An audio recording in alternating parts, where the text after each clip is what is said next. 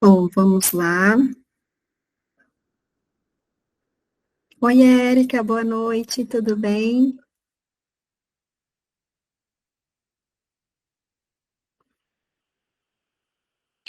Bom, meninas, eu acho que a gente já pode começar. Com o passar do tempo, algumas pessoas vão entrando e também vai ficar gravado. Então, se alguém... Boa noite, Érica.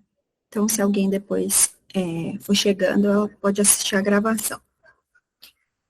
Meninas, e aí? Alguém quer compartilhar como que foi a semana? Se conseguiram fazer os exercícios, se conseguiram assistir o filme? Se desejarem compartilhar, fica à vontade, só abrir o microfone.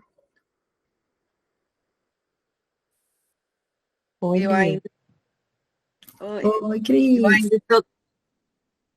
Eu ainda estou tentando descobrir o temperamento do meu filho. Tem hora que é difícil, né, Nathalie? Porque é como se eles ficassem flutuando naquelas emoções. Sua criança está com que idade? Quinta-feira ele faz 6 anos. Ah, que legal. Um período bem desafiador, né? Que ele está saindo ali daquela primeira infância, indo para uma fase mais intermediária.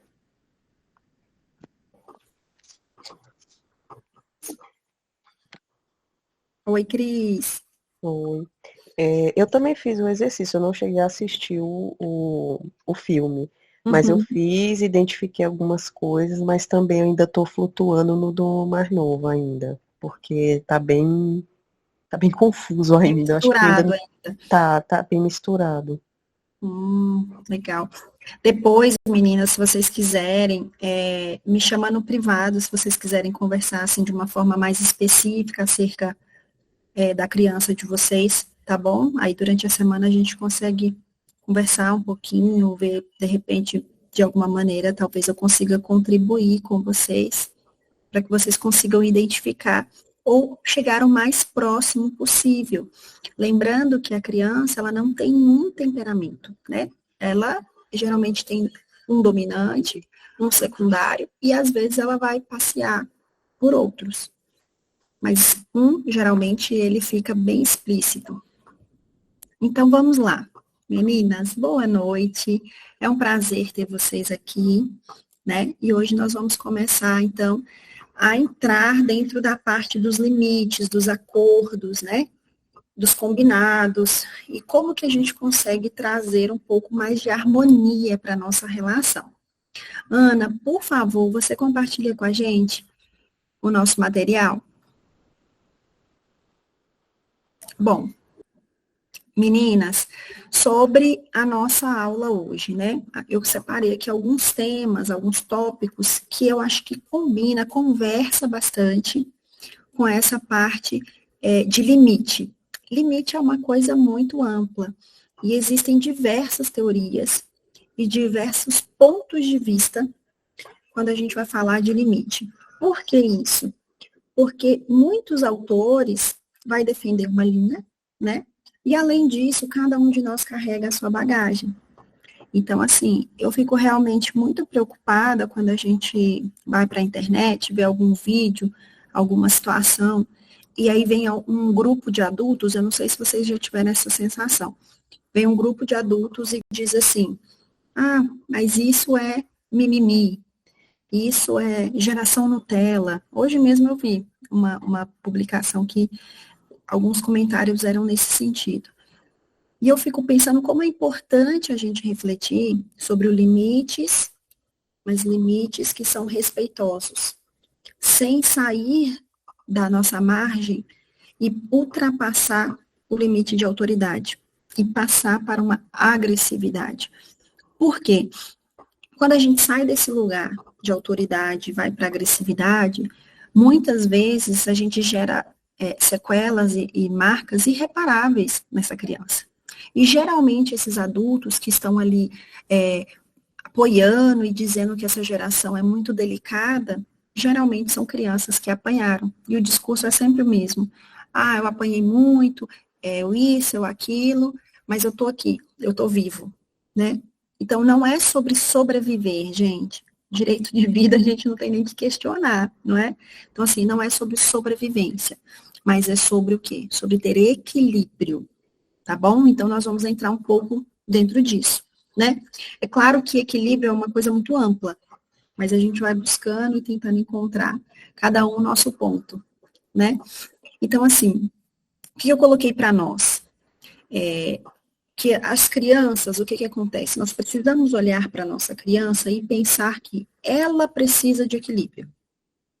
Então, assim, gente, eu vou soltar só um pouquinho aqui o meu ouvido, porque eu estou em outro lugar hoje e eu estou com a sensação de que eu não estou conseguindo me ouvir. Então, assim, com relação à criança, a gente precisa ter cuidado com relação a essa questão de equilíbrio, no sentido de a criança, ela precisa de uma rotina. Isso nós sabemos, né? A rotina é o pontapé de uma organização para aquela criança. As crianças gostam de previsibilidade. E uma vez que ela gosta de previsibilidade, ela precisa disso. Ô, Ana, deixa eu te falar, você consegue ampliar aqui a minha imagem está aparecendo maior na tela? Eu queria que você deixasse, será que tem como colocar o nosso slide menorzinho? Ô, Lia, não tem jeito não. Quando você está apresentando, a sua imagem fica menor mesmo. Ah, tá. Então tá bom. É porque eu não estou me ouvindo bem, e aí eu queria pelo menos me ver. Acho que vou tentar alterar só aqui um detalhe. Pronto. Aí, meninas, o que que acontece? Essa rotina das crianças, ela precisa ter um ponto de equilíbrio, e eu vou apresentar para vocês aqui uma parte do livro que se chama O Cérebro que Diz Sim, porque nós vamos ver o quê? Existe uma sequência de atividades que a gente pode incluir na rotina daquela criança e que vão contribuir com a saúde e o equilíbrio daquela criança. Por quê? Nós já vimos que doença, né, a Organização Mundial de Saúde define o quê? A doença não é somente a ausência de uma doença, né? Mas a definição de saúde, ela vai muito além disso. A definição de saúde é aquele indivíduo que tem um bem-estar. E quando a gente fala das nossas crianças de forma emocional, o que nós estamos querendo buscar? Equilíbrio e saúde emocional. Então, nós precisamos ter esse ponto para balizar o que eu vou colocar nessa agenda e o que eu não vou, né? O que eu posso retirar. Então, isso inclui o excesso de ocupação, uma agenda cheia, um ambiente caótico, né, e desorganizado. Isso aqui, gente, diz respeito à nossa casa. O ambiente físico, ele realmente precisa também estar organizado. Por quê? Porque uma casa desorganizada, onde a criança não sabe onde ela tem que colocar as coisas, um ambiente sujo, ele é percebido. Gente, tem coisa melhor do que você entrar em um ambiente e ele tá limpo, ele tá organizado. Tem coisa melhor do que você falar assim, eu quero um objeto X, eu quero um documento, eu quero uma roupa específica, a criança, eu quero um brinquedo, e ela saber exatamente aonde aquilo está. Então, assim, esse ambiente organizado, ele também favorece o bem-estar, não só da criança, mas da família como um todo. Para nós, mulheres, isso é importante. Por quê? Porque a gente ganha tempo. Gente, a organização, ela está intimamente ligada com a otimização do tempo. Isso, assim, é real, é visível. Eu sei que não é fácil manter as coisas organizadas. Às vezes, né, a gente, como mulher, fica a única ali da casa tentando manter a ordem e parece que todo o resto, né, aquele batalhão de gente, os filhos, o marido, não tem esse mesmo senso da importância que isso tem. Mas a gente precisa chegar num ponto minimamente de organização. Às vezes a casa, claro, não vai ser um brinco, né? Onde tem vida, também tem movimento. Então a casa, o tempo inteiro está sendo movimentada, está sendo mexida, né? Isso é fato. Mas a gente precisa ter um mínimo de organização e limpeza, né? O horário de trabalho dos pais também tem uma influência sobre essa rotina da criança. Brigas na hora de dormir. precisam ser evitadas, porque existem já estudos, isso já é uma comprovação de que antes de dormir, a gente vai buscar as memórias do dia e vamos consolidar. Existem até técnicas de estudo para concurso que usam, né, essa teoria para uma memorização mais alta do conteúdo estudado. Então, as pessoas, vamos supor, um concurseiro, ele estuda durante o dia e antes de dormir ele lê um resumo. Existem evidências de que aquele resumo lido antes de dormir já na cama seria de alguma maneira consolidado de forma mais intensa. Ou seja, aquilo que a pessoa recorda exatamente na hora de dormir tem uma consolidação. Então, na hora de dormir, gente, é um péssimo momento para se discutir relação a dois, relação com os filhos, olhar a conta, fazer qualquer tipo de atividade que nos gere preocupação ou estresse. Por quê? Porque na hora de dormir, ou seja, na hora que a gente fala assim, vou descansar, vou dormir, aquela memória que não é boa, que não é bacana, ela vai ser consolidada. Então, assim, na hora de dormir é um momento que a gente precisa buscar paz, né? A falta de tempo para desacelerar também é importante para as crianças e para estabelecer esses combinados e esses limites. O que seria essa falta de tempo para desacelerar? Eu vou trazer um exemplo que a gente teve esse final de semana. Foi um final de semana bem agitado, na verdade, a semana inteira, porque as minhas crianças aqui tiveram campeonato da escola, campeonato de esporte na segunda e terça, quarta, véspera de feriado, aí eles emendam, né? Geralmente chamam semana do saco cheio, ou seja, aí começa quarta, quinta, sexta, sábado e domingo, ou seja, 5 dias sem aula. E o que aconteceu? A gente teve muitas atividades esses 5 dias, fora a segunda e a terça, que já tinham sido intensos, né, de campeonato o dia inteiro. O que aconteceu no domingo? Eu já estava exausta, né, e assim, meu marido também, e a gente fez um combinado, falou, olha, hoje não tem, não vamos almoçar na casa de ninguém, hoje ninguém vem para cá também, nós vamos descansar. O que aconteceu? Um dos nossos filhos começou a chorar, querendo ir passear na casa do amiguinho. E a gente falou, não, nós sabemos que vocês estão cansados. E por saber que vocês estão cansados, o nosso acordo é, todo mundo vai voltar para casa depois da igreja e vai descansar. Então, a criança, ela resiste a isso, porque ela tem energia para continuar brincando, para continuar interagindo. Mas é o nosso papel, às vezes, proporcionar oportunidade de desacelerar.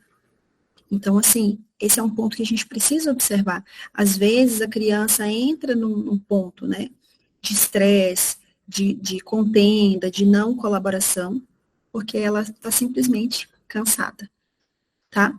E aí vem as poucas horas de sono, né, que conversa muito com essa coisa do desacelerar, e refeições com pressa. 2 pilares, meninas, muito importante para nós é o sono e alimentação. Quando a gente fala de desenvolvimento infantil, sono e alimentação são 2 coisas que caminham juntas. A criança precisa de mais horas de sono e precisa se alimentar de forma adequada. Se ela tem uma alimentação que é extremamente pobre em nutrientes, que é muito rica em açúcar, em carboidratos, e tem poucas horas de sono, provavelmente essa criança vai ter comportamentos que não contribuem, né, não facilitam a nossa vida, tá? Fora os prejuízos mesmo da saúde de uma forma geral. Ana, pode passar, por favor.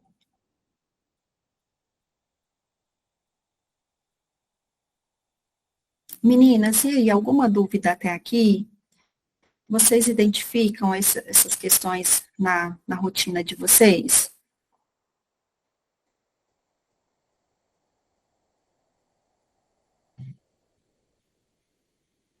Sim.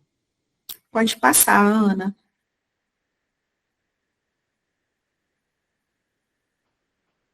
Pronto. Na verdade, essa imagem aqui, meninas, ela foi retirada do livro, esse livro bem aqui, eu vou mostrar para vocês. Ó, O Cérebro que Diz Sim. Esse livro é muito bacana. O que acontece? Ele é, inclusive, do mesmo autor desse aqui, ó, o cérebro da criança, tá? Então, o cérebro da criança, e seria esse aqui depois, o cérebro de sim. O que tem nessa teoria do cérebro de sim? Ele fala muito sobre o prato da mente saudável, ou seja, que a criança, né, que esse indivíduo, ele precisa desse tempo de sono, ele precisa do tempo de exercício. Por que o exercício? Meninas, a motricidade ampla e fina são 2 elementos fundamentais para toda criança, principalmente as pequenas. Elas precisam, tá, ter algum tipo de esporte. Se a família não tem condição de pagar um esporte regular, ela precisa pelo menos ter direito, né, ter a oportunidade de ir a parquinhos, ir a parques, né, caminhar, correr, andar de bicicleta na rua, fazer alguma coisa que coloque aquele corpinho dela em movimento, tá? Porque isso tem muita relação com o crescimento físico e com o desenvolvimento das funções executivas, que são funções fundamentais para a alfabetização e a cognição da criança.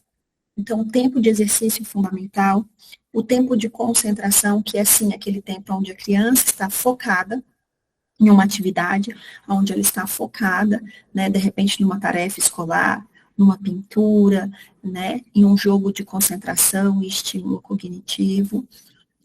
O tempo do brincar, que é um brincar livre, não necessariamente um brincar dirigido. O tempo de relacionamento, que, ou seja, é o tempo, né, entre a criança e outra pessoa, pode ser o próprio irmão, a mãe, o pai, o tempo, né, em família, aquele tempo que, de alguma maneira, ela está conectada a um outro par. O tempo de devanear, ou seja, é aquele tempo ósseo, que também é importantíssimo. Como nós vemos, é muito comum, a gente vê principalmente nos adolescentes, assim, quando ele para de fazer tudo, né, ou seja, não está fazendo nada. Aí eles falam o quê, geralmente? Nossa, que tédio. É como se eles estivessem sendo treinados a estarem sempre ocupados. E aí, se não tem nada para fazer, esse, por exemplo, foi um argumento ontem do meu filho, né? Mas eu não tenho nada para fazer. Como se o fazer nada, porque ele queria ir para casa do amiguinho, né? E a gente falou, não, hoje nós vamos descansar. Então, o descansar, o fazer nada, o ócio, ele é visto muitas vezes como algo assim, que é desperdiçado. Então, nós precisamos trazer a criança para desfrutar desse ócio. Nós também precisamos disso, né? Esse prato aqui que o livro fala, na verdade, todos nós precisamos. De tempo de concentração, de uma atividade física para a nossa saúde, de um tempo desse ócio, que é onde a gente vai refletir sobre muitas coisas, onde a gente vai, às vezes, contemplar a beleza de outras. Então, ele é fundamental. Tem um tempo interior, que é um tempo, às vezes, de você buscar uma meditação, aquelas pessoas que têm crenças, né, têm uma espiritualidade, ela pode se conectar com essa paz interior, com essa busca espiritual, e o tempo de sono. Então, percebam que é um ciclo. É um ciclo. A criança pode vir a passar por todos esses, por todas essas áreas, diariamente, ou a gente pode dividir por blocos. Então, durante a semana, ela passa, né, de uma forma que ela permeia todas as áreas, mas não necessariamente todo dia.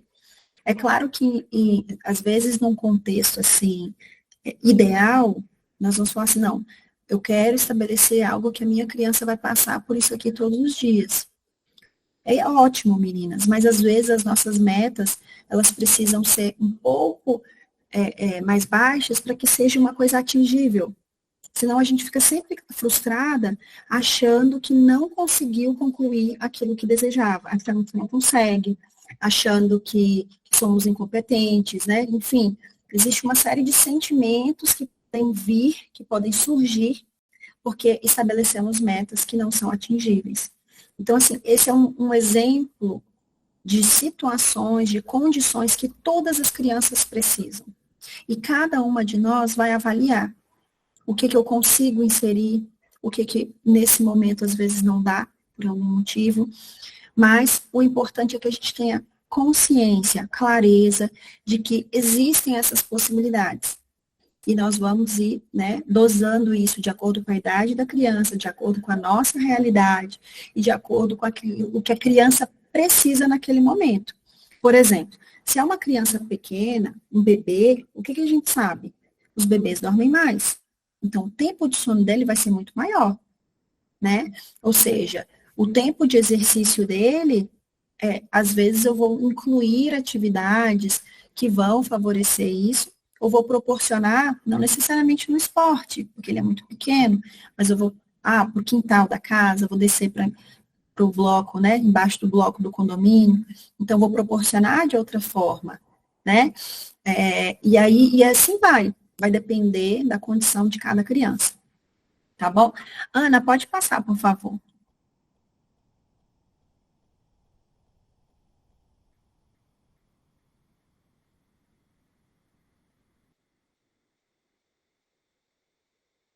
Aí, obrigada. Meninas, agora nós vamos entrar dentro dos limites. O que nós entendemos? Que existe uma condição para a criança, para a gente trazer essa criança para o nosso campo de colaboração. Nós entendemos quem somos, onde queremos chegar. Onde queremos chegar? No ponto onde eu trago a criança para colaborar comigo. O que eu ganho com isso? Menos atrito, maior conexão. Ok.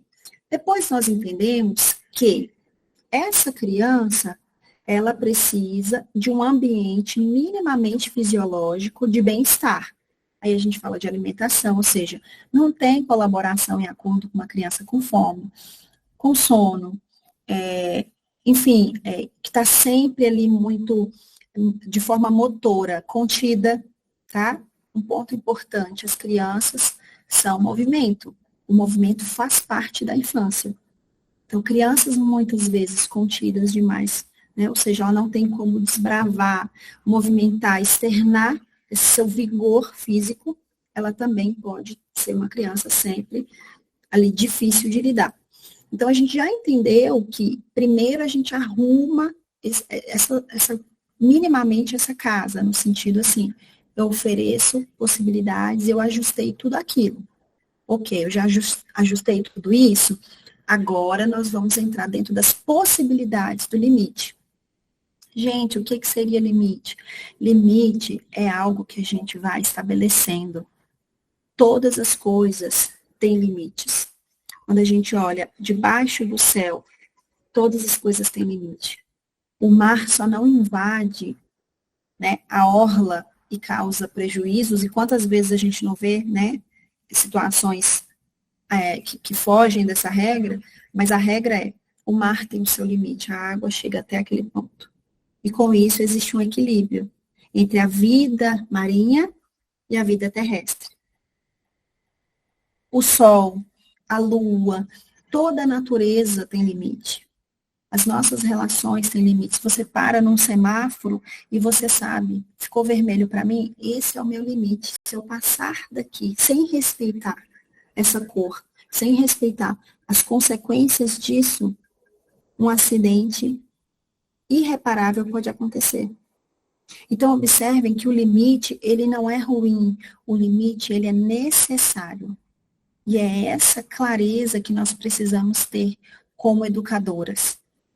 As nossas crianças precisam compreender que o limite está ali, não para prejudicá-las, mas para conduzi-las com segurança.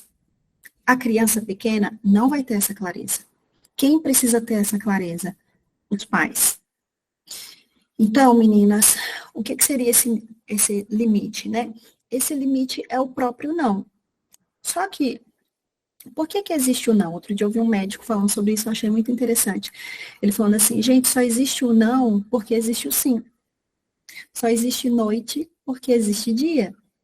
Então, é uma coisa oposta. Existe o não e o sim. E o não precisa ser vivido. Porém, nós, como mulheres sábias, precisamos saber conduzir esse não. Eu posso dizer um não sem necessariamente usar esta palavra em si. Por quê?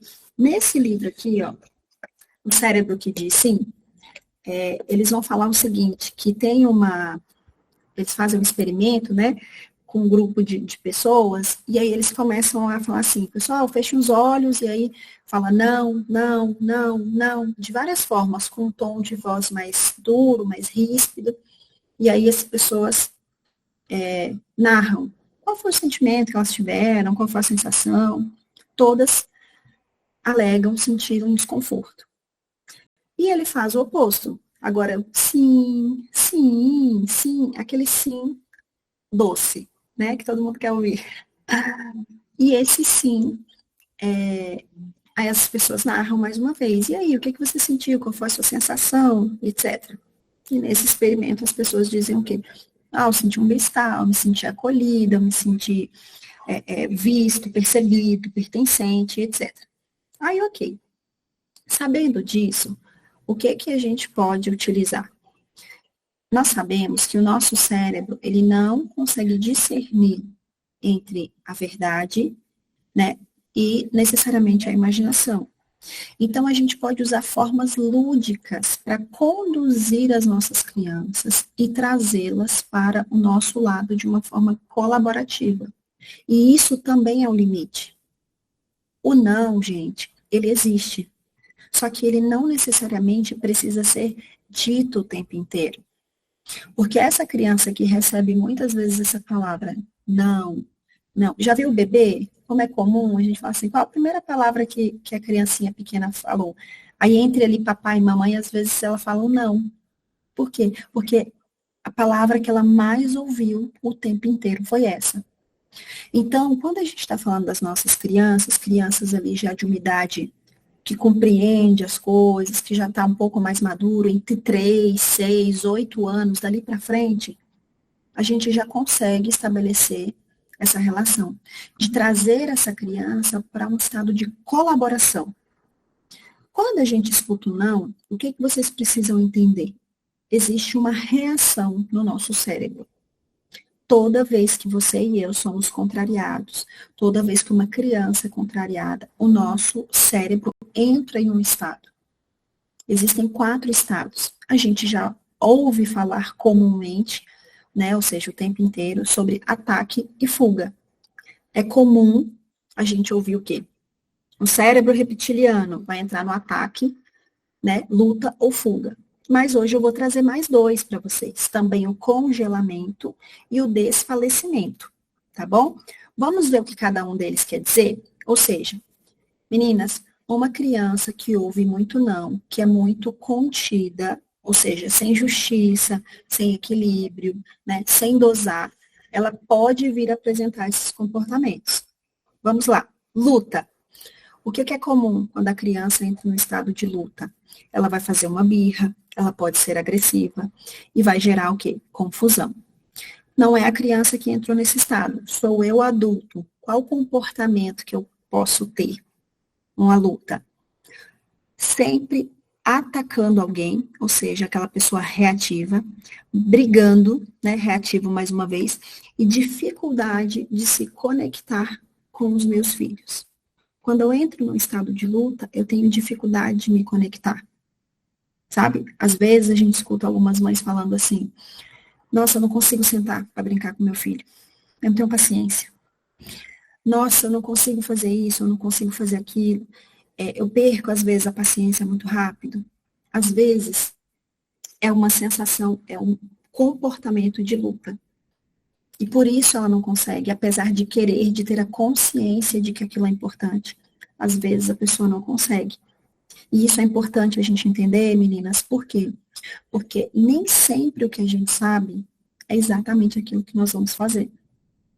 Né? É uma pena isso, mas é real. Né? Na Bíblia, Paulo vai falar muito isso. O bem que eu quero fazer, eu não faço, mas o mal está sempre diante de mim. É bem isso que acontece às vezes. É um estado do nosso cérebro que vai conduzir, né, os nossos gatilhos e as nossas reações. Então, esse é o comportamento de luta. Você recebeu algum não, e esse não, gente, às vezes ele não é explícito. É o não da vida. É um não que não permitiu você estudar, que não permitiu você trabalhar fora, é um não que não permitiu você trilhar, de repente, aquela carreira que você idealizou quando criança, quando adolescente. Os nãos, a vida traz muitos nãos, né? Quantas pessoas, às vezes, a gente vê que tinha um sonho de isso ou aquilo, e simplesmente porque a vida foi conduzindo, sendo conduzida, e ela se viu impotente, ela não conseguiu realizar. E aí ela entra nesse estado. Tem pessoas, tem adultos que vivem nesse estado. Eles estão sempre assim, ou atacando, ou reagindo, ou desconectados, né? Ele está nesse estado de luta, tá? O segundo, que seria a fuga, né? Vamos ver. Passa pra gente, Ana, por favor. A fuga. O que seria isso, meninas? Na criança e em nós, adultos. Choro, isolamento, tristeza, evasão. É aquela criança que ela está sempre se isolando. Isso é preocupante, principalmente na fase da adolescência, tá? O que é mais esperado, né? Alguns adolescentes vivem esse período de fuga, de isolamento. Mas algumas crianças pequenas também. Às vezes é comum a gente chamar a atenção de uma criança, ou diz que não pode, algo, e ela vai lá e se esconde no canto da sala, embaixo de mesa, de cadeira, entra embaixo do cobertor, né? Esconde o rosto, né? Esconde os ouvidos, você está tentando falar e ela tapa os ouvidos, fecha os olhos. Tudo isso é um ponto de fuga. Isso quer dizer o quê? Não é o momento da gente tentar conectar. Ela está em um estado onde o cérebro dela está conduzindo ela para uma coisa inconsciente. Ela quer fugir, é um ponto de fuga, tá? A criança reage com agressão, contorce, grita, fica enrijecida às vezes, a musculatura da criança, tá? Ela corre, ela foge. Essa coisa de ficar enrijecida, gente, isso é tão real, é tão comum. As crianças às vezes têm uma crise de choro, né? Que é uma descarga emocional. Já reparou que algumas crianças, depois de uma crise, dormem? Elas ficam cansadas, literalmente cansadas. Eu percebo muito isso quando eu faço estimulação de bebês. Às vezes o bebê não quer fazer, né? E aí é uma luta, porque a gente faz um pouquinho, a criança chora, e a gente acolhe, daqui a pouco tem que fazer de novo, e a criança chora, mas tem que ser feito, porque senão a criança não evolui. E é muito comum, depois de 30 minutos de sessão, a criança tá com o olhinho assim, ó, baixinho, choramingando, a mãe pega, a criança vai embora dormir. Por quê? Porque ela teve uma descarga, ela ficou enrijecida, ela ficou tensa, né? E o choro é um ponto de fuga. Eu choro desde bebês. Eu choro e alguém me socorre. Eu choro, por exemplo, a gente pega um bebezinho, coloca ele de decúbito, né? Ventral, ou seja, de bruço, barriguinha no chão, para estimular o engatinhar. O que acontece? Ele começa a chorar. Ele não quer ficar naquela posição. É um ponto de fuga. Aí alguém vai lá, né, e retira. Ah, tá bom, eu não vou deixar ele chorando. Aí eu vou lá, pego o bebê. Então, o choro também é um ponto de fuga. Às vezes a criança vai começar a chorar, e tem criança que insiste no choro, né, não para. Então, é esse ponto. Os sinais, né, como tapar os ouvidos, fechar os olhos, a gente já disse. O adulto, eu, fugindo, o que eu faço? Finjo que não vi, né? Evito confrontos, evita brigas, não assume uma posição. Ou seja, quantas vezes, quanto adultos, a gente prefere, sabe, fingir que não viu. Isso, claro, meninas, é uma forma, às vezes, de demonstrar uma gentileza intencional, né? Nós não vamos sair por aí nos posicionando não vou fugir, eu vou me posicionar, eu vou entrar para o embate. Não é isso. Mas em alguns momentos a gente precisa de um posicionamento. Quando a gente está falando dos nossos filhos, principalmente, porque um lugar que eu não ocupo será ocupado por outra coisa. Então, quando a gente está falando da criação dos nossos filhos, todo o espaço vazio será ocupado. E nós precisamos nos posicionar. Às vezes, nós vemos jovens cometendo erros, porque algum adulto que tinha que ter se posicionado não fez. E por não ter se posicionado, aquilo foi ocupado por outra coisa, né? Então, assim, vai ter momentos, e conforme eles crescem, talvez isso vai se tornando cada vez mais necessário, nós vamos precisar nos posicionar. Um ponto de fuga, às vezes, muito comum é quando uma criança se comporta mal em um ambiente ou em um determinado, né, local público, e a mãe simplesmente não chama a atenção da criança. Ela prefere fingir que não viu. Né? Então, a criança está ali no corredor, no shopping, em algum lugar, e está jogando as coisas no chão. E a mãe simplesmente pega a criança no colo, às vezes, leva para longe, ou está ali no celular, ou está pagando uma conta, e o menino está ali aprontando, e ela finge que não viu. Né? Então, esse também é um ponto de fuga. Vai ter muitos momentos que nós vamos precisar nos posicionar. Tá? Próximo, Ana. O congelamento. Como que uma criança se comporta com o congelamento? Ou seja, ela escuta sempre muitos nãos, né? A gente vai ver um comportamento nela. Uma tendência a ficar invisível, congelada por dentro. Ou seja, essa tendência, meninas, de ser invisível, às vezes é aquele sentimento que ficou reprimido. Ela não necessariamente vai externar aquilo, mas ela teve como se fosse um desconforto interno, e aquilo ficou retido, tá? Lembra muito aquela coisa da criança boazinha que nós falamos na aula passada? É um comportamento, às vezes, perigoso. Eu costumo dizer que eu gosto das pessoas falantes, porque quem fala muito, a gente logo sabe quem é, né? A gente sabe logo o que essa pessoa, essa criança está pensando. Aquelas que não tecem comentários, que não falam, que não se posicionam, que está sempre emudecida, você está sempre tentando, né, entender o que está passando ali por dentro. Quando a gente está falando das crianças, isso é muito importante, é melhor que elas falem, que elas, né, externem. Ou seja, esse congelamento pode parecer que está tudo bem, mas por dentro existe uma raiva, né, uma mágoa, um medo, uma invalidação. Pode resultar em dificuldades de expressar iniciativa e colocar ideias em práticas. Geralmente, pode tornar-se um adulto inseguro, porque ele está sempre reprimindo. E por repreender, ou seja, suas emoções, seus sentimentos, a dificuldade de externar o que quer, né? O que quer e o que não quer, ele faz o quê? Ele se torna um adulto totalmente passivo e extremamente indeciso, aquela pessoa que lá no mercado de trabalho não vai conseguir se posicionar, não vai conseguir, às vezes, alcançar grandes posições. Por quê? Porque ela tem uma insegurança, né? Enquanto adulto, experimenta o congelamento, resultando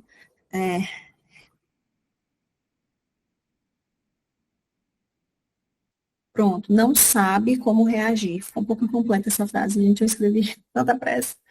Então, não sabe como reagir, né? É aquela pessoa que não sabe se posicionar aqui em meio a um ambiente conflituoso, ela não consegue solucionar aquele ambiente, aquela tensão, né? Porque o que a gente precisa pensar, meninas? Quando a gente fala de relação, ou seja, relação a dois, relação familiar, relação colegas de trabalho, família, nós vamos estar sempre ali no meio. Para que haja um equilíbrio, essas pessoas envolvidas precisam estar o quê? De acordo, ou pelo menos, eu não estou de acordo com você, mas eu respeito a sua posição e você respeita a minha. Então, todo esse ecossistema de relacionamento, ele está baseado em quê? No nosso posicionamento. A forma como nós nos posicionamos. Então, o congelamento, ou seja, aquela criança que cresce nesse comportamento e não é modelada, né, não é acolhida, tratada e redirecionada, ela pode se tornar um adulto que não consegue passar, né, por esses comportamentos quando estiver adulta com assertividade.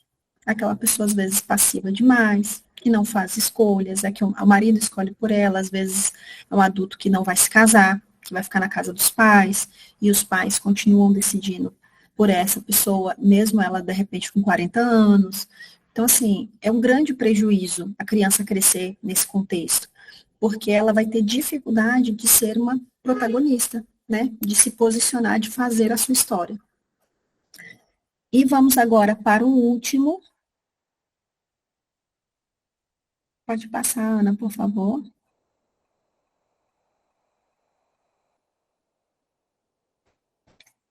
Esse é desfalecimento, tá? Tem um erro aqui também. Não é descongelamento, é desfalecimento. Meninas, o que seria o desfalecimento? O desfalecimento é a manifestação física, ou seja, de adoecimento sem causa aparente. Seja, eu não sei se vocês já tiveram essa experiência de ter um filho, às vezes, com febre emocional, com desconforto intestinal. É aquela criança que ela recebeu uma frustração por algum, né, motivo, ela foi frustrada. Seja naquele momento exato, ou seja antes.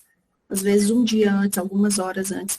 E ela começa a apresentar um desconforto físico. Isso é visível, né?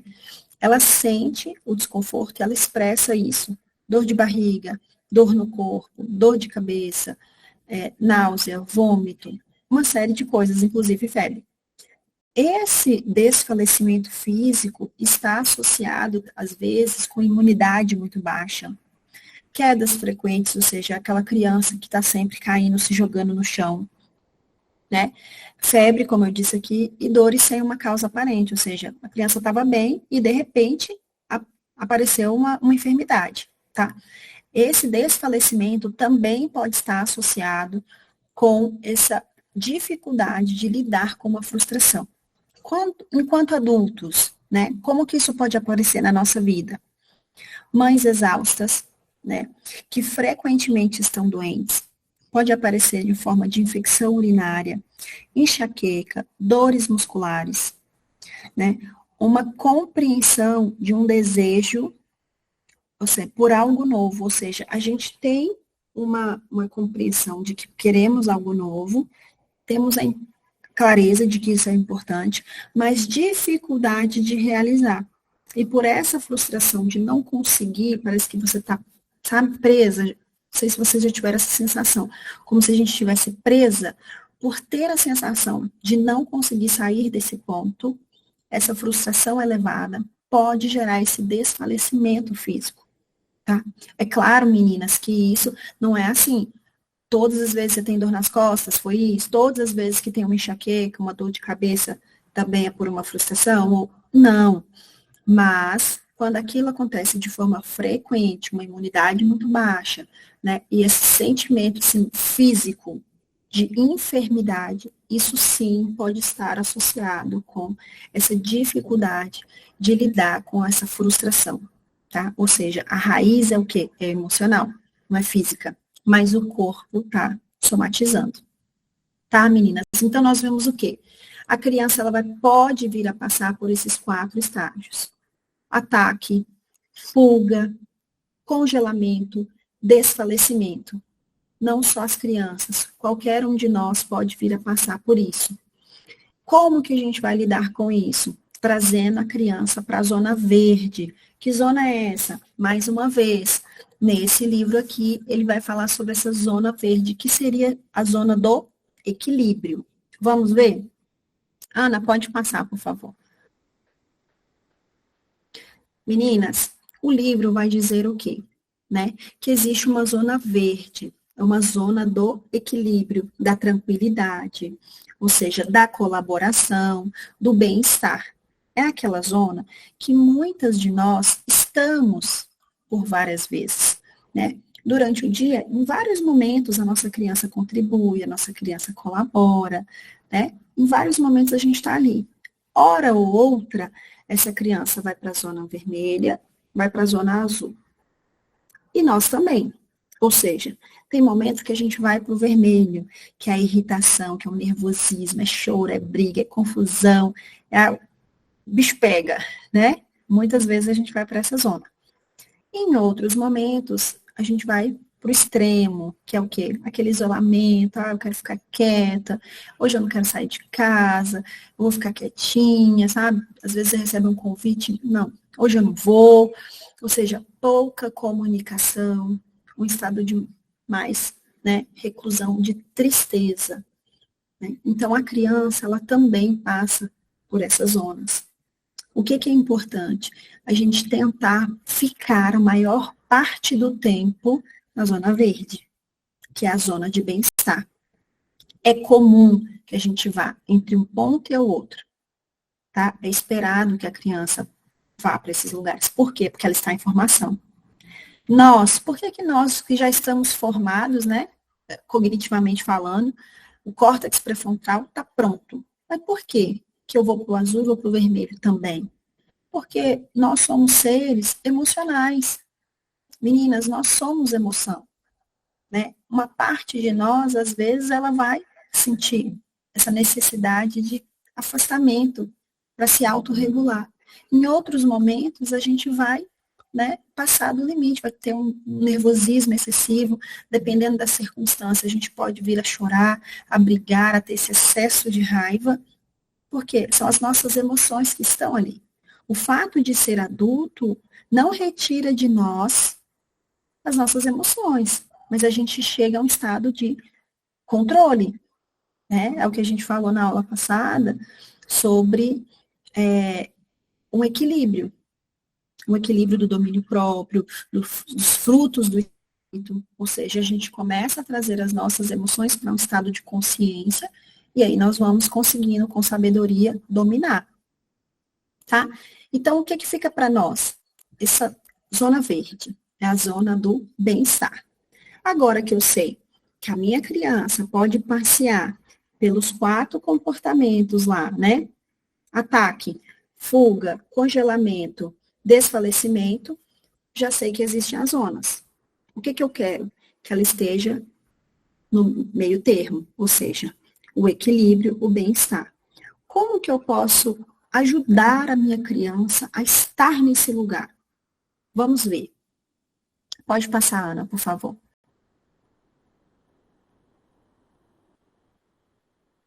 Com combinados, ou seja, que gerem a colaboração.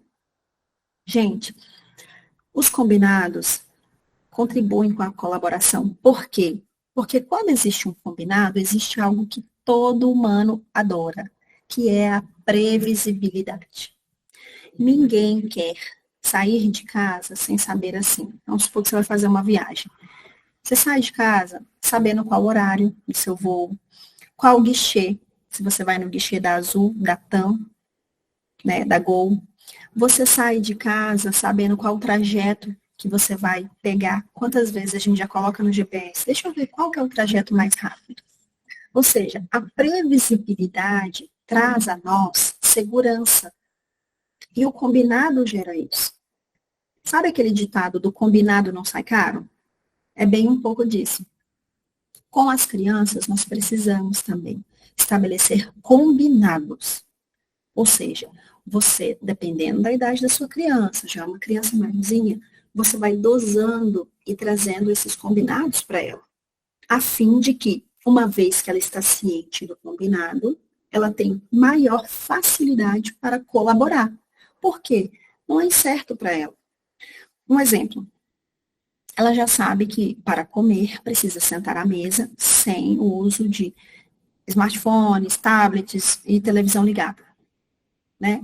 Em apartamento, esse é o grande dilema, né, gente? Porque às vezes na sala, na maioria das vezes, tem uma TV. Então, vamos supor, aqui em casa, por exemplo, é assim. O nosso combinado é, na mesa, ninguém usa nenhum tipo de tela. E a TV que fica na sala atualmente, fica desligada. Garantindo que nós vamos ter silêncio no momento da refeição. Esse é um combinado que facilita a colaboração. Essa colaboração acontece todos os dias? Não. Essa colaboração acontece em todas as refeições? Não. Por quê? O combinado não retira a possibilidade do erro. Saibam disso. O combinado, ele potencializa o acerto, tá? Mas ele não retira a condição da criança de insistir, errar e tentar retornar à vontade própria, que nós já vimos que ela tem, ok? Ações, né, que podem trazer a criança para perto do nosso objetivo. Vamos ver algumas? Evite dizer o que não quer. Ou seja, principalmente com crianças pequenas, tá? Existem também estudos, indícios que demonstram que o não, ele não é captado pelo cérebro da mesma maneira que o sim. Ah, ele não é captado? Não, não é isso. Da mesma maneira que o sim, não. Então, por exemplo, essas teorias vão dizer o quê? Que, ao invés de dizer, não puxa o cabelo da sua irmã, não pula no sofá, ao invés de dizer isso, a gente diz o que a gente realmente quer. Ou seja, com a criança pequena, eu não vou necessariamente dizer o que eu não quero, mas eu vou dizer o que eu quero. Exemplo, o sofá é para ficar sentado. Coloca os pés embaixo e senta direitinho. Pronto. Poderia ter sido dito assim, não pula no sofá. Eu disse a mesma coisa, ou seja, o comportamento ele vai ser alterado, mas com outra estratégia. Isso, gente, é tão real que existe até um estudo que fala sobre isso, sobre um grupo de operários que eles foram fazer um treinamento e aí eles queriam eliminar eu vi até a Examinatel falando sobre isso, eles queriam eliminar os acidentes. Só que eles colocaram assim, um dizer, por exemplo, vamos eliminar e zero acidente, etc, etc, e não teremos acidentes, e colocou o não dentro. Então, eles reforçaram que eles não queriam. Resumindo, né? Reforçaram que não queriam. Mas o que queriam não foi dito. Resultado, não funcionou. E o aumento de acidentes também foi crescente. Então, baseado nisso, o que nós vamos buscar? Um equilíbrio e uma forma de falar que a gente tira a lupa. O que é a lupa? Né? Quando o investigadorzinho. O que é a lupa? É você colocar algo para ser ampliado. Quando eu digo o que eu não quero, eu estou ampliando o quê? Eu estou ampliando o não. Eu estou ampliando o erro. O menino está riscando a parede. Não risca a parede. Eu estou ampliando o erro. Quando eu falo assim, João, vamos supor, João, filho, não, ao invés de falar, não risque a parede, eu posso dizer, João, temos que riscar no papel. E dei as folhas a ele. Temos que riscar no quadro. E dei o quadro para ele. Então, ou seja, a gente está enfatizando, verbalizando, ou seja, usando uma linguagem auditiva. Se você estiver mostrando a folha na hora, você também está usando um recurso visual. Então, você está usando duas vias, auditiva, visual, de orientação para aquilo que você quer. Então, existem indícios que isso funciona muito melhor do que dizer, não pula no sofá, não pula na cama, não bate no seu irmão, não risca a parede. Tá bom, meninas? 2, ressaltar o bom comportamento, validando e recompensando. Gente, essa validação é muito significativa. Nós precisamos validar, e isso é bom para todas as relações. A recompensa não necessariamente é algo físico, tangível, ou seja, tirou a nota boa, toma aqui o ingresso para o cinema. Ou, fez uma coisa boa, arrumou a própria cama, vai ganhar, né, X, 10 reais para comprar um lanche na escola. Ou seja, não necessariamente é algo físico. Inclusive, no livro, Limites Sem Trauma, a autora vai dizer que a gente deve evitar, inclusive, dar recompensas em dinheiro, tá? Principalmente quando a gente está tratando de estudos. A gente não deve orientar os nossos filhos a pagar a criança para estudar. Tirou nota boa, ganha isso. Fez as tarefas de casa, ganha aquilo. A gente não deve evitar isso. Por quê? Porque dá a entender que a gente está pagando a criança para estudar. E quando, se por algum motivo eu não puder pagar por isso, é como se ela deixasse de ser, né, recompensada. Ou seja, ela não estuda, ela não se esforça cognitivamente, porque aquilo traz um crescimento a ela. Mas porque ela está sendo, né, estimulada, recompensada, encorajada com coisas externas. Tá? Então, ela fala um pouco sobre isso, eu achei interessante. Então, meninas, Nós precisamos ressaltar o bom comportamento, pode ser com um abraço, com um beijo, muito bem, meu amor, você é especial, você é precioso, como você ajuda a mamãe, eu me sinto tão feliz quando você está ajudando, você faz isso tão bem. Ou seja, com pequenos bilhetes, às vezes um bombom, né? Enfim, algo que não seja necessariamente envolvido uma coisa muito cara, uma coisa valiosa, né? Dinheiro em espécie, por exemplo. 3. Responsabilidades e consequências. Deixe claro para a criança a regra do jogo. O que pode e o que não pode. Gente, isso tem muita relação com combinado não sai caro. Quando a criança está em dúvida do que ela pode, o que ela não pode, ela tem maior chance de erro. Por quê? Porque para ela, tem dia que pode, aí tem dia que não pode. Então, ela nunca sabe. A chance dela errar e se sentir extremamente injustiçada quando você disser um não é enorme. Por quê? Porque aquilo ficou duvidoso para a criança. Isso é muito comum, às vezes, ter esse dilema quando o pai autoriza algo e a mãe outra coisa. E não tem um acordo entre os pais. A criança fica dividida. E aí ela começa a ficar confusa e tende a cometer mais erros. Tá? Então, ou seja, deixe muito claro. Filho, não vamos ligar a tela durante a refeição. Você vai comer concentrado na sua comida, a gente pode conversar, mas você não vai. Entende? Então, assim, ou então, assim, olha, você pode descer depois de fazer a tarefa. Aí tem dia que tem tarefa, tem dia que não tem dia que é sexta-feira, a tarefa é só para segunda, aí na sexta-feira desce antes, porque não tem compromisso, né? Com a tarefa para o dia seguinte. Então, fica uma coisa que uma hora é de um jeito, outra hora é de outro. Então, o que poderia ser feito nesse caso? Filho, você vai descer às 16 horas da tarde. Um exemplo, se a criança estuda de tarde. Ou seja, por quê? Porque às 16 horas é imutável. Seja sábado, seja domingo, seja feriado, a partir das 16 às 16. Né? Ou seja, eu não condicionei uma tarefa aqui. Aí, no tempo que ele não desceu, aí sim eu posso, né, administrar ali o tempo daquela criança, incluindo alguma atividade. Seja ela a tarefa, seja uma atividade doméstica, enfim, qualquer coisa que seja. Tá, meninas? No item 4, não é necessário falar e tentar explicar várias vezes. Gente, quando uma criança, isso vai estar aqui, ó, no cérebro adolescente. Quando uma criança está recebendo um não, ela vai entrar em um dos 4 estágios, lembra? Que nós vimos acima? Ataque, fuga, o desfalecimento é o último e o anterior é o... Ai, fugiu agora da minha cabeça. Mas, enfim, ela vai entrar naquele estado. Se a gente tentar explicar alguma coisa para ela, sabe o que vai acontecer? Você está potencializando aquele comportamento, aquela descarga emocional que aquela criança tem.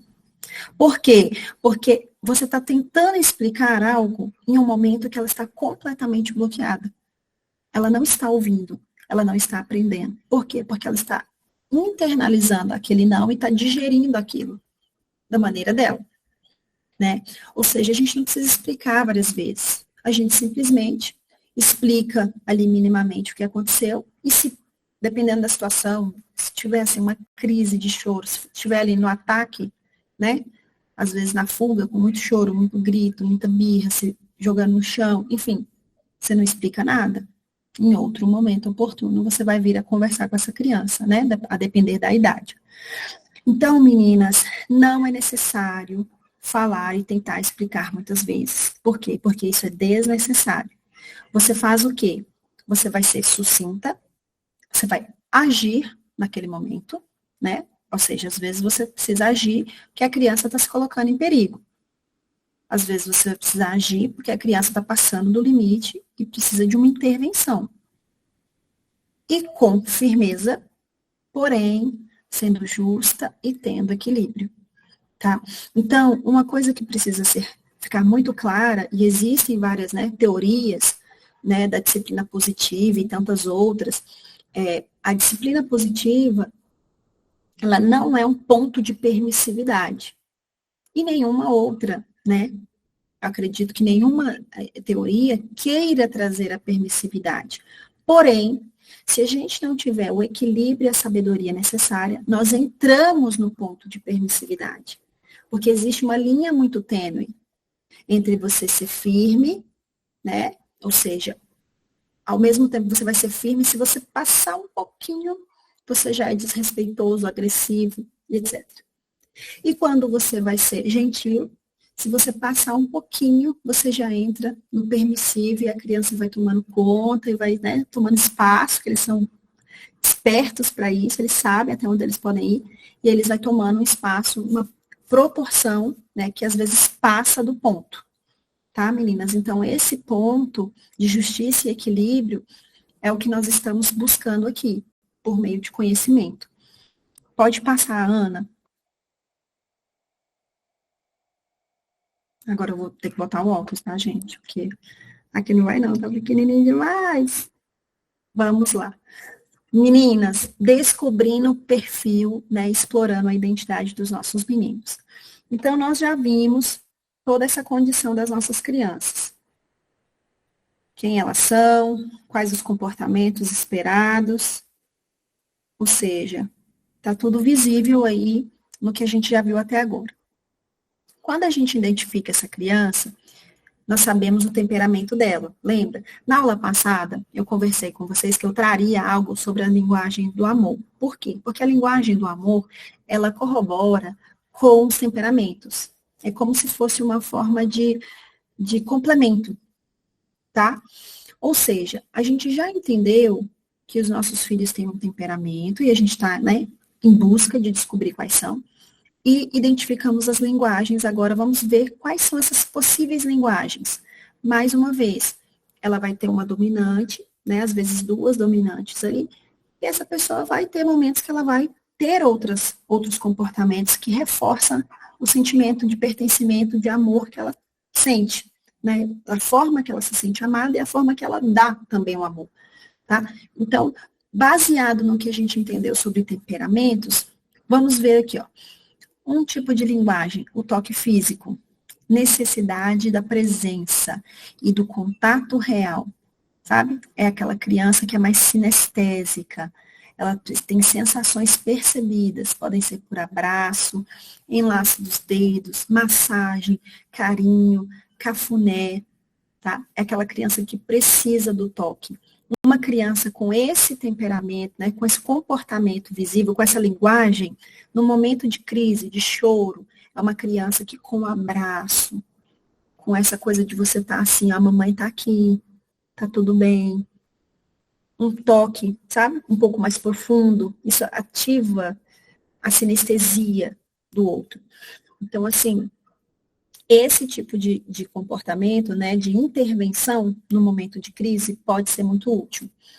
Dar e receber presentes, essa linguagem, o que importa não é o valor monetário necessariamente, tá? Qual o valor que a pessoa gastou? Foi um presente caríssimo, carérrimo. Não, mas é o significado que aquele presente, aquela ação pode representar para o outro. Então, assim, você chega em casa às vezes com uma balinha e a criança fica feliz da vida, né? Às vezes pode ser também apenas um bilhete, sabe? Apenas, assim, um gesto que você faz ali, que você estava em algum lugar, lembrou, e aí você traz e entrega para essa pessoa, para essa criança. Então, essas lembranças, elas simbolizam amor. E a pessoa se sente amada, às vezes, com isso. Ela pode gostar de dar presentes, ou pode gostar de receber. Isso é muito comum, gente, vocês vão ver, sabe quando que a gente percebe isso aqui? Quando você tem filhos maiores e chega a época de gincana na escola, ou algum amigo secreto, amigolate, já viram isso? O meu filho, por exemplo, ele uma vez estava participando de um negócio assim, e a gente foi comprar um chocolate. Aí eu, né, dando ali umas sugestões mais econômicas, e ele queria comprar assim, um negócio melhor que tinha, e etc. Eu falei, meu filho, mas você vai comprar esse chocolate tão caro, né? Eu falei, provavelmente você vai receber uma barra de chocolate dessas de supermercado. Pra vocês terem ideia, gente, ele queria comprar um chocolate da Copenhague, tá? Fecha aspas. E eu falei assim, você vai... Gente, ele me deu uma resposta que eu fiquei pensando assim, falei, meu Deus, como nós somos limitados no entregar, né? Quem está envolvido emocionalmente não vê preço nas coisas, mas vê valor. Quem está de fora não vai entender isso. Eu estava de fora. Sabe o que ele me disse? Eu falei assim, filho, é muito caro, né? Vamos comprar uma coisa mais simples, etc. E ele falou assim, mãe, aí falou o nome, né, do colega. Essa pessoa, fulano, foi meu amigo o ano inteiro. Eu quero dar um bom presente para ele. Então, assim, essa foi a resposta que ele me deu. O resultado, a gente comprou mesmo o presente da Copenhague, porque ele me convenceu. Mas, assim, é uma forma que as crianças têm de perceber que era uma forma que ele queria demonstrar. Não era sobre o chocolate, era sobre dizer assim, poxa, você me foi meu amigo o ano inteiro. Você entregou algo o ano inteiro. Você gastou o seu tempo, a sua presença, a sua companhia o ano inteiro. Então, eu quero te retribuir com algo que para mim também, né, é muito.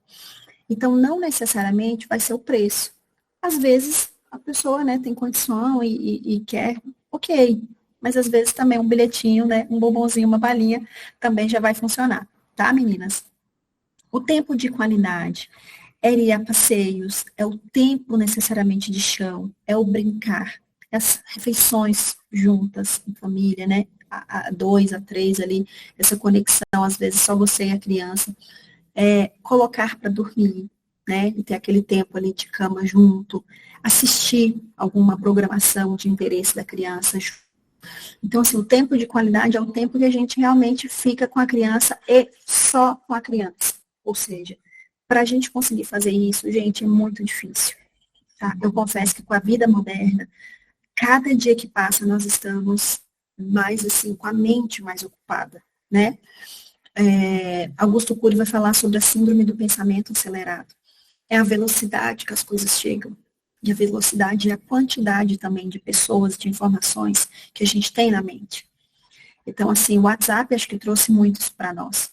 Nós passamos o dia falando com N pessoas. Você fala ao mesmo tempo com uma pessoa no Brasil e no exterior. Um assunto de trabalho, um assunto de família, um assunto de isso, de aquilo. Então, assim, a velocidade e o contexto diferente de cada uma dessas janelas é como se fossem abrindo na nossa cabeça uma série de demandas. Então, o tempo de qualidade, ele está associado com você e eu vamos precisar dar uma pausa nos nossos pensamentos, nas nossas demandas, para realmente, verdadeiramente se conectar com a nossa criança. Senão a gente não vai conseguir esse tempo de qualidade. Vai ser sempre aquela coisa parcial. Ou seja, você se entrega, mas com uma ressalva. Tá? Palavras de afirmação, ou seja, são palavras encorajadoras e positivas. Ou seja, são elogios, literalmente elogios. Às vezes, no meio do familiar, você pode contar um bom feito, um grande feito. Vai lá, Cris, depois você assiste. Hoje a gente vai ter que estender um pouquinho mais. Pode ir lá. Um beijo, boa noite. Então, assim, nós vamos o quê? Nós vamos entrar dentro de uma condição onde nós vamos precisar usar as palavras para demonstrar o quanto nós admiramos o comportamento daquela pessoa, daquela criança, tá? Então, as palavras de afirmação é uma ótima forma de validar aquela criança. Os atos de serviço podem ser entendidos também como ações de carinho, de preocupação.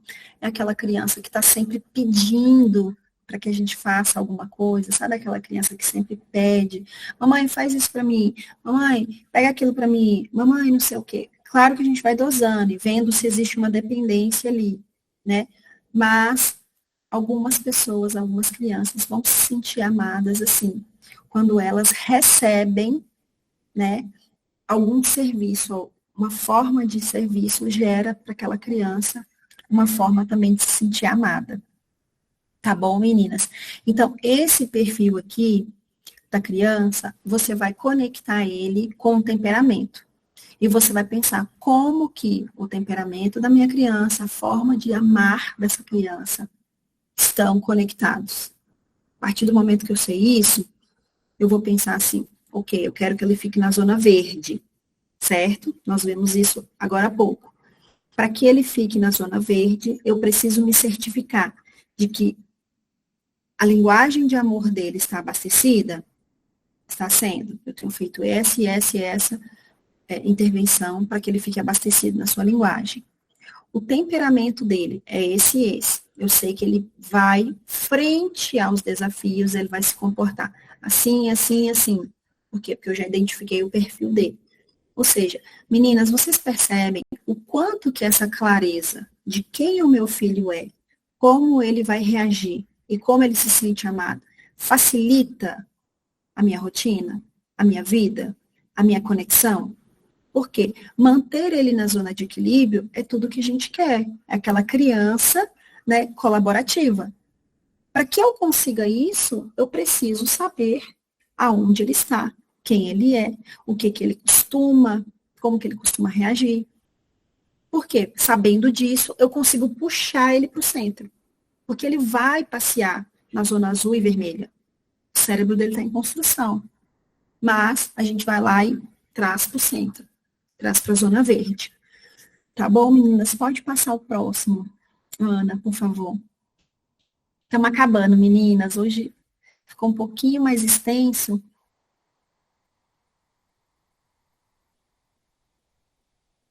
Eu acho que esse era o último, né, Ana? Esse é o último. Sim, é o último. Tá, joia. Então, meninas, vamos finalizar agora.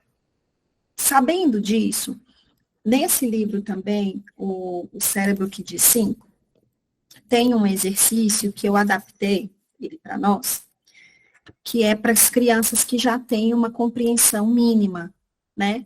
Ou seja, a gente consegue conversar e ela consegue compreender e seguir aquilo que a gente está orientando.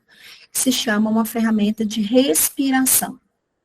Respiração. Com a mãozinha, ou seja, a criança vai colocar aqui a mãozinha no peito e uma mão na barriguinha.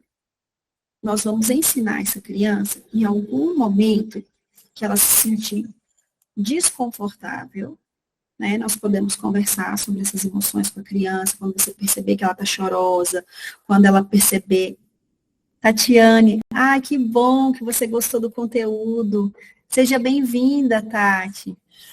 Então, assim, meninas, nós vamos colocar a mãozinha, né, ensinar a criança, coloca a mãozinha no peito, na barriguinha, e você vai respirar, você vai perceber a sua mãozinha vai subir e descer, e você vai respirar. Você percebeu que a criança vai ficar chorosa?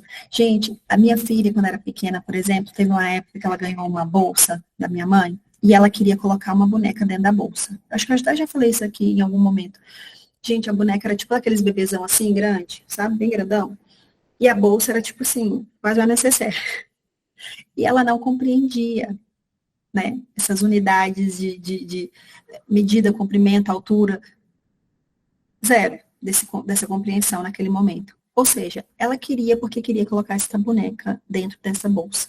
Gente, isso causava um choro excessivo e descontrolado nessa criança por vários dias. E eu tentava explicar, né? Não sabia de nada disso que eu estou falando aqui hoje com vocês. Tentava explicar e me irritava, mas não cabe. Por fim, eu peguei a bolsa e escondi. Porque eu falei, pronto, a boneca ela ainda brinca, agora a bolsa, eu vou dar fim nessa bolsa, que é a bolsa da confusão.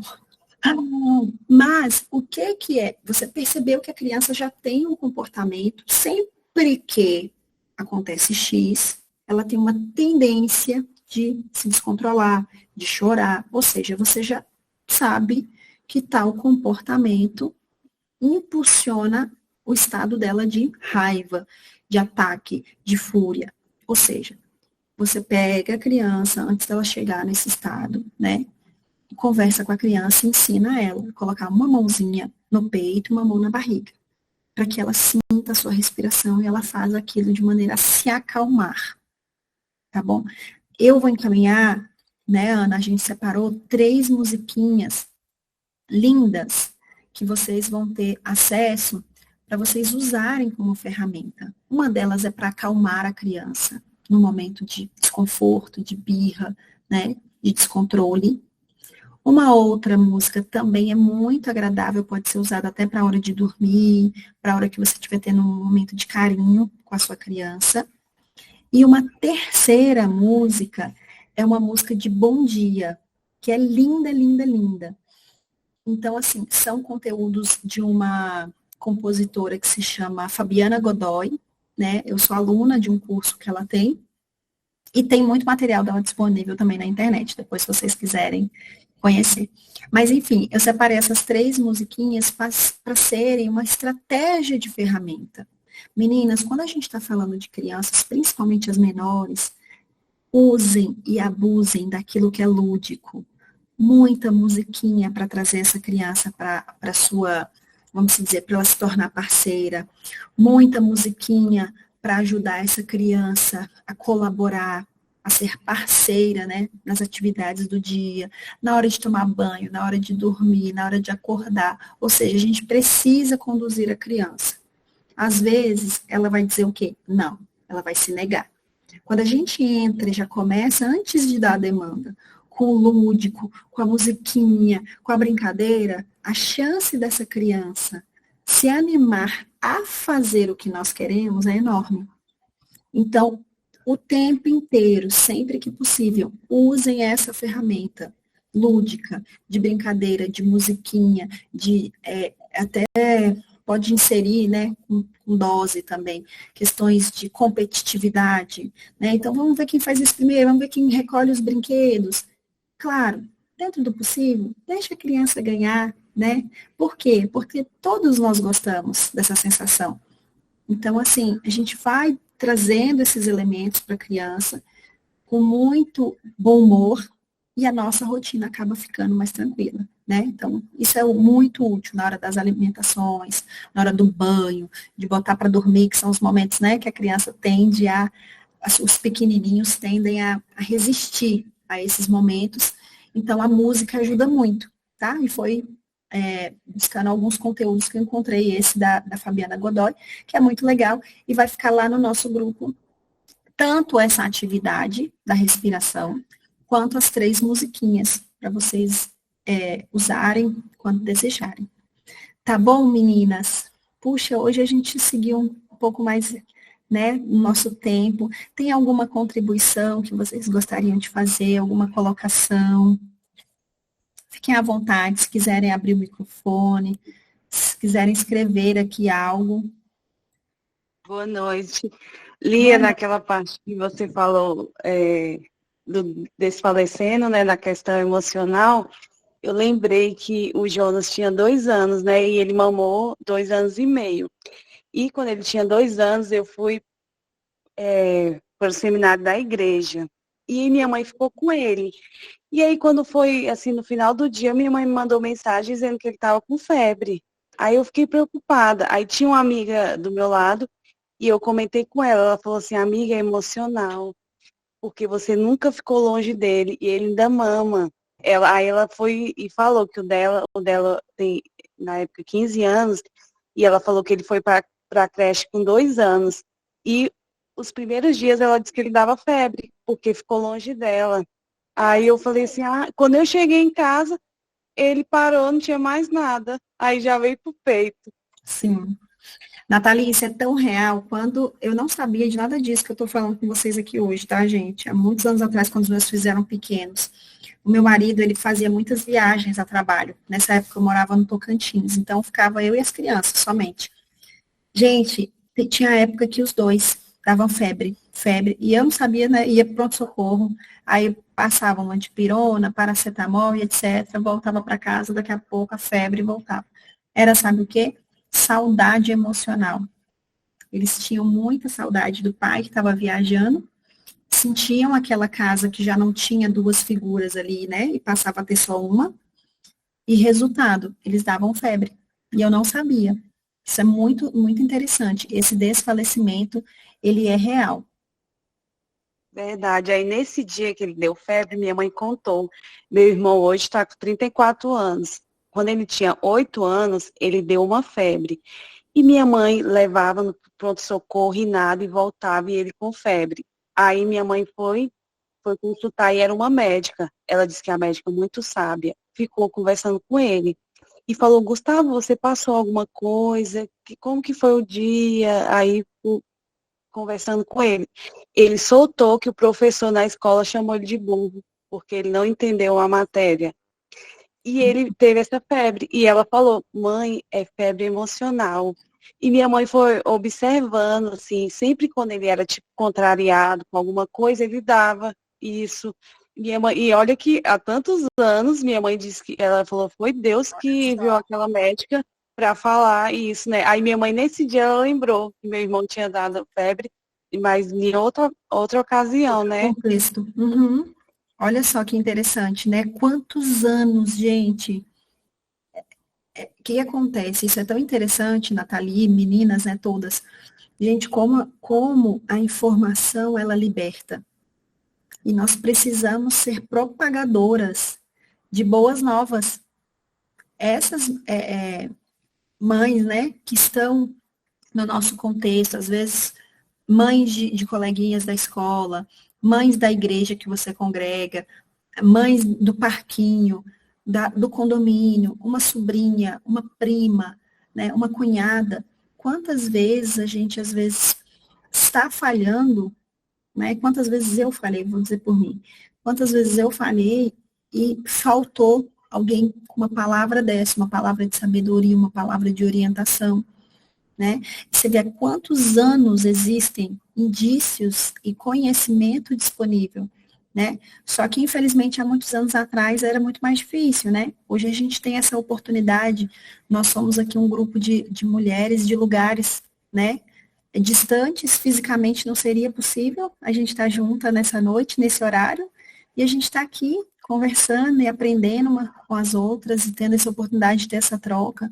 Então, assim, isso é muito maravilhoso, né? Eu vi aqui, pode Você falar. falando isso, eu fiquei aqui pensando nessa aula, gente, como eu queria, e ficava pensando que essa mãe participasse, como eu queria que a outra estivesse ouvindo isso, porque ela, esse dia, semana passada, uma mãe, ela tem 2 filhas, né, uma de 6 e uma de 3, e ela falou assim, eu não tenho paciência.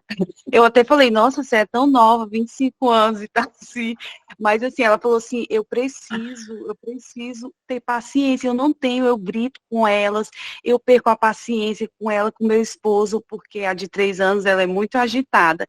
Então, ela reclamando isso, várias outras coisas. Eu falei, gente, ela tinha que estar nessa aula. E veja só que interessante, lá quando a gente viu sobre ataque, fuga, desfalecimento, o que a gente observou? Que nós adultos também entramos nessa dificuldade, né? Às vezes essa dificuldade de conexão, quando a gente está assim, muito irritada, muito exaurida, muito cansada, e não consegue se conectar, é um ponto de fuga, sabe? É um ponto, assim, de ataque e de fuga. Você ataca os outros porque, no fundo, você queria fugir daquele contexto. Você quer fugir daquele desconforto. Então, a gente só consegue chegar nesse lugar de equilíbrio, meninas, quando a gente tem um autoconhecimento. Sem saber quem somos, sem ter clareza do que nós queremos para os nossos filhos, nós não vamos chegar. Porque a vida demanda, a rotina vai engolindo a nossa energia, o nosso tempo. Isso é fato. Né? A palavra de Deus diz que os últimos dias seriam dias trabalhosos. As pessoas correriam de uma parte para a outra. E essa é a realidade que a gente vive hoje. Então, se a gente não tiver um autoconhecimento para saber exatamente em que momento eu acelero, em que momento eu piso no freio, em que momento eu abraço e acolho, em que momento eu vou ser firme e enérgica. Se a gente não tiver essa clareza, esse equilíbrio, a gente vai se perdendo no meio do processo. E a chance é da gente ter essa relação, às vezes, né, desconectada, aí o casamento fica conturbado, com muita briga, muito choro, muita contenda. Você imagina, às vezes o marido, eu costumo dizer isso, às vezes eu converso com algumas mulheres, né, sobre casamento, eu sempre pensei assim, gente, o lar precisa ser um lugar onde o homem quer voltar. Ele passa o dia inteiro fora. Ele precisa ter vontade de voltar para casa no final do dia. E às vezes o ambiente da casa fica tão pesado que os pais não querem estar presentes. Deixa eu só conectar aqui o meu do meu carregador. Mas vamos encerrar, meninas, por causa do horário, que eu estou preocupada aí com. Peraí. Entendem, meninas? Faz sentido para vocês? Vocês conseguiram compreender bem o que nós conversamos hoje? Ficou alguma dúvida? Tatiana, estou muito feliz de você estar aqui, viu? Você falou assim, ó, amei o conteúdo, é o meu primeiro dia, mas já vejo resposta de oração que tenho feito em busca de clareza em Deus para conduzir os meus filhos. Ai, que lindo, seja bem-vinda, Tatiana. Nós somos mulheres imperfeitas que estamos buscando em Deus e na sabedoria, né, direção para conduzir os nossos filhos. Seja bem-vinda, viu? Meninas, e aí? Será que a gente consegue tirar uma foto? Tá todo mundo descabelado, de pijama. Consegue abrir aí pra gente tirar uma fotinha?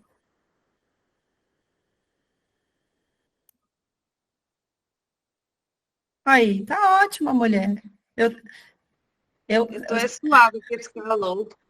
não fala não, que eu tô do mesmo jeito. Ó aqui, que lindo. Como que ele chama?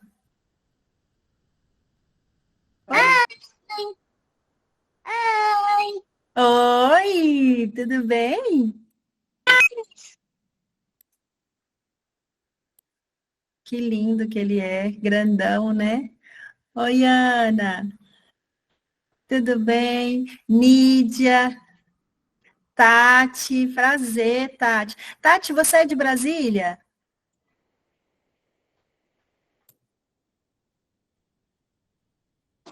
Não, eu sou do Rio de Janeiro.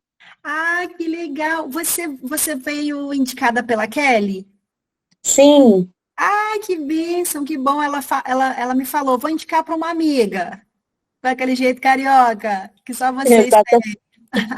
Que bom, seja bem-vinda, Tati. Amém, obrigada. Conte conosco, tá, Tati? Você está lá no nosso grupo, se precisar de alguma coisa, pode compartilhar lá conosco. Se tiver algum assunto que você queira tratar no particular também, a gente está por aí. Tá bom, obrigada. Ana, você consegue tirar nossa fotinha? Já tô aqui. Pronta. Então, pronto, deixa eu ver. Essa você vai tirar por aí, tá aparecendo os quadradinhos para você? Eu apanho tanto, gente. Nisso aqui, se não fosse a Ana, na minha vida eu tava frita.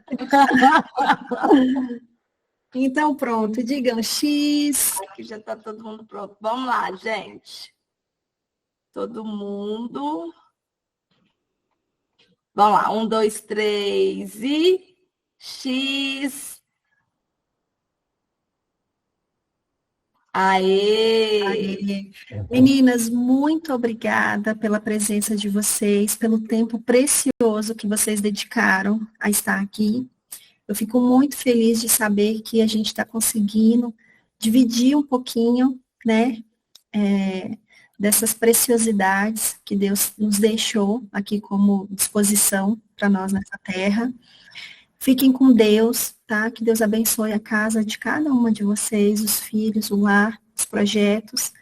E depois a Ana coloca lá no nosso grupo a nossa fotinha, quem quiser compartilhar no Instagram, quem quiser convidar outras mães. Se quiserem também sugerir temas para a gente conversar, fiquem à vontade, tá bom? Ah, Bia, eu queria.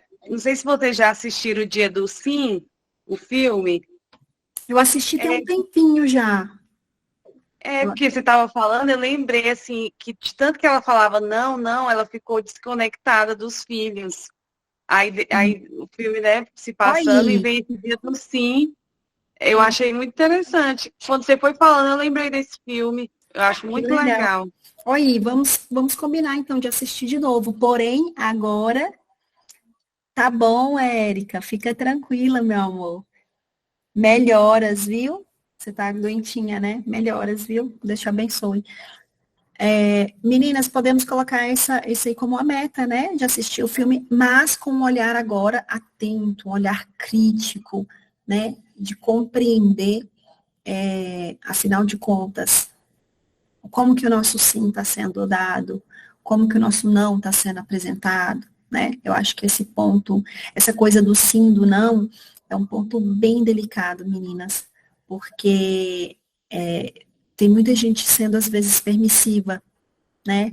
Porque não quer frustrar, porque não quer entrar no embate, porque não quer se posicionar, porque tem medo de ser agressiva, mas a gente precisa, né? Deus vai nos ajudar a entrar nesse ponto, né, de autoridade, sobretudo uma autoridade do Espírito Santo, porque o Espírito Santo traz autoridade para nós também, né?